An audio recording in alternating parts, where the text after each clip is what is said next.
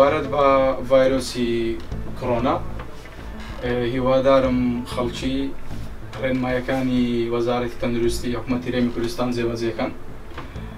وەک نمونە کە ئەوانەیە دەستکێش بەکاربێنن تەمامەک خەڵک بەزدی شتەکە وەرگێت حکوومەت لە بۆ ئێمەیتی کە مەسەلەن هەندێک شوێن هێدا دەخرێ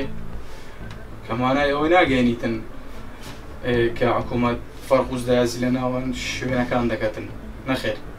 حکوومەت بۆ ئێمەیتی کە ئێمە سەلامەت بین ژیانی هاوڵاتیان لە هەموو شتێک گرنگترە. ڕای من بۆ ڕوبەڕوونەوەی نەخۆشی کۆڕۆناوەیە دوورکەوتن لە شوێنە قەرباڵغەکان و هەتا بشکرێتن بە جددی ینی وەزاکە وەربژێتن و هەتا بکرێتن لە تۆقەکردن و